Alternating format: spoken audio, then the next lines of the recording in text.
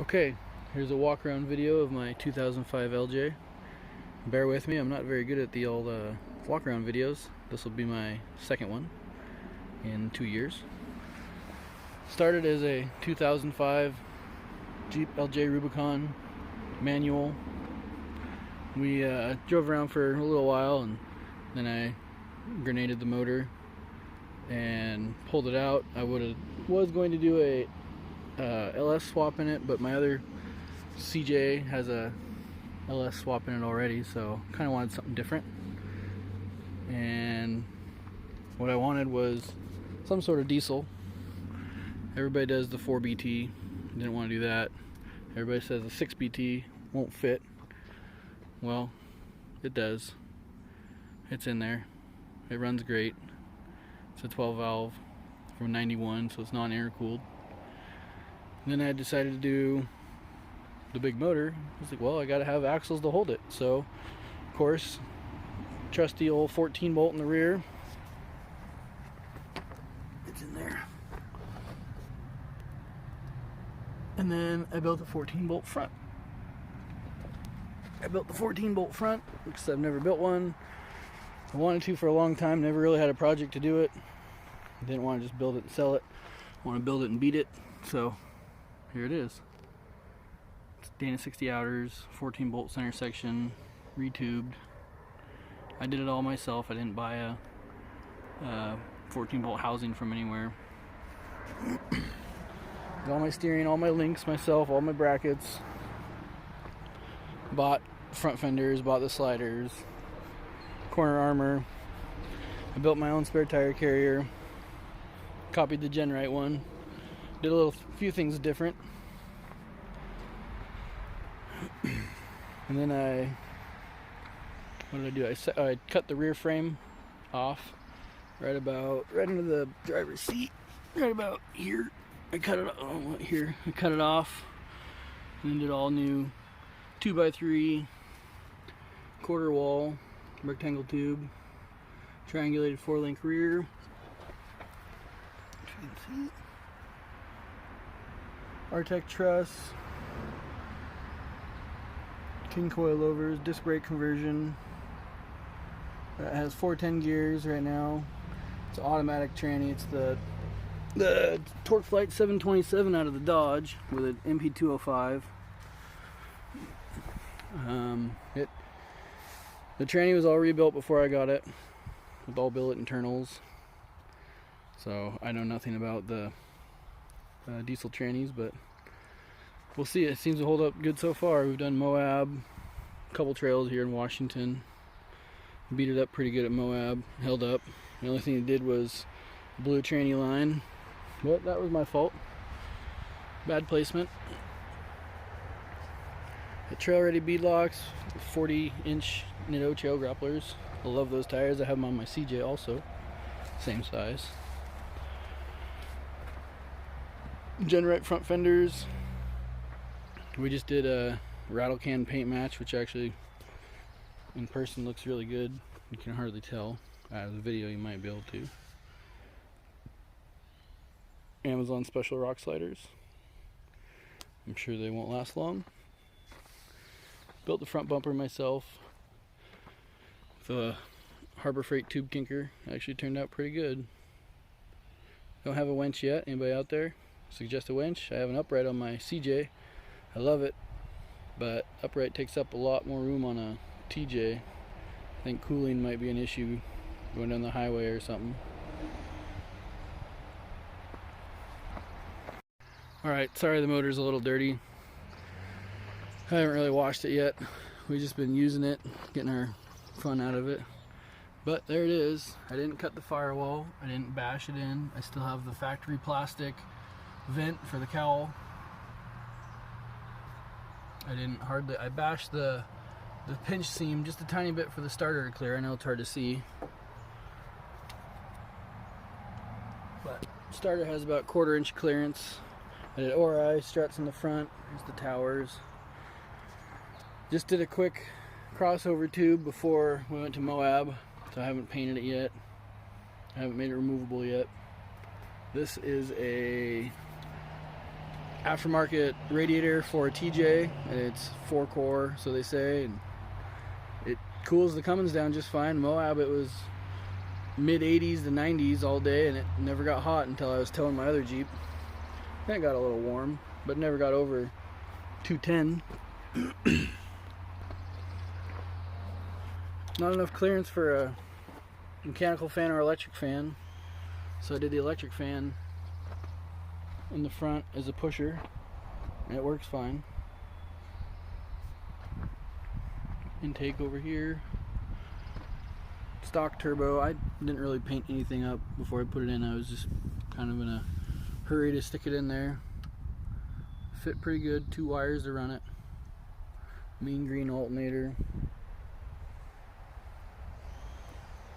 It's in there. People say it wouldn't fit. You'll have to do a body lift. I have no body lift. I didn't cut the tub at all. I did my own motor mounts. I don't know if you can see them. Factory style rubber motor mounts with factory bolts on the block and everything. And then I just did a 3/8 crossover. That's all 3/8 right there, going all the way to the other side, connecting. You can't really see this side. Yeah, it's there. It's all 3/8.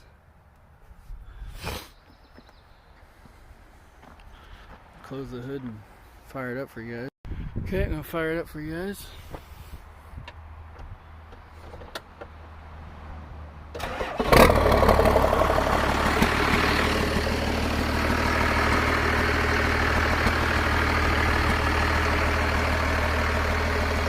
Not as loud as I thought it was going to be.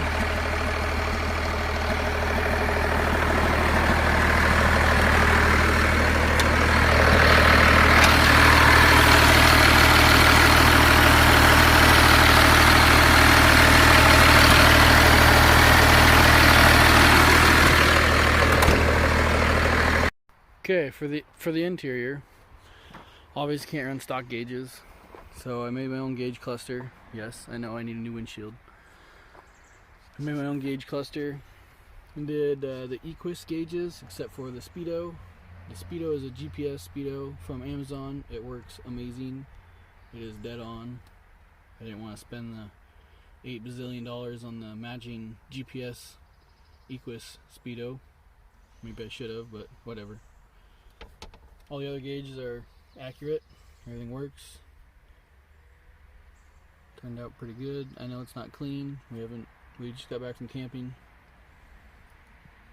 And I made my own center console. I did all cable shifters. Twin stick for the 205. And then a Winters or Art Car Sidewinder shifter for the tranny. And then the center console is all just road signs, really. Just made some cardboard templates and cut out some road signs. There's 2 screws holding it, or 3 screws on each side. Matches up pretty well with the red button switch, whatever, is how you kill it. That's the fuel shut off. Start it up. Hang on.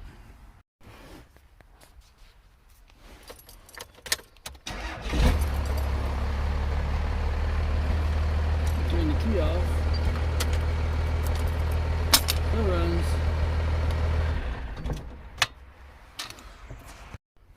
The front axle, like I said, is a 14 bolt that I built.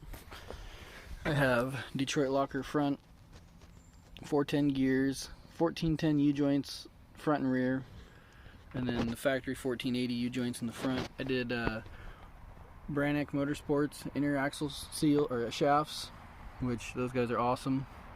And then I did 4340 chromoly outers from eBay. And then I did Yukon hardcore hubs because they're awesome. They break lock, so you can still get off the trail. It's like a drive flange when they break, if they break.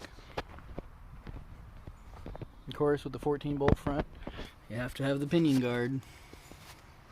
I love the pinion guards. Like I said, 1410 U-joints.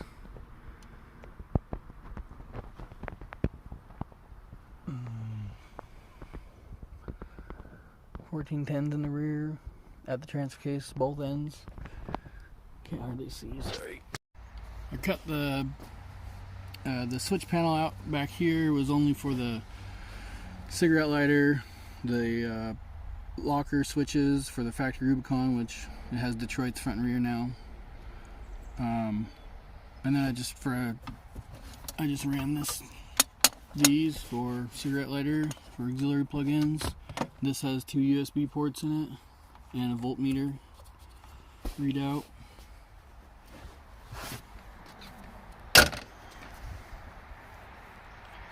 Any questions or comments, feel free to ask anything.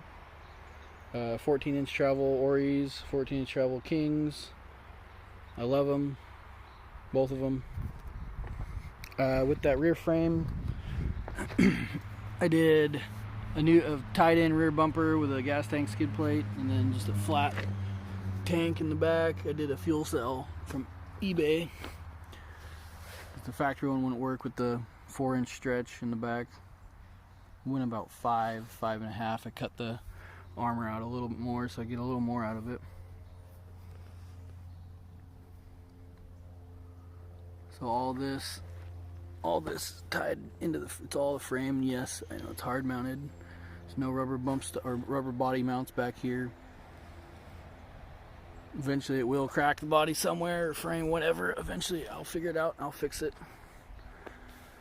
The front is all still factory mounted. It doesn't ride funny, it rides amazing. You go down the road, go down the highway at 60, one finger, rides just fine. You can follow on Instagram, Rowdy Rubi.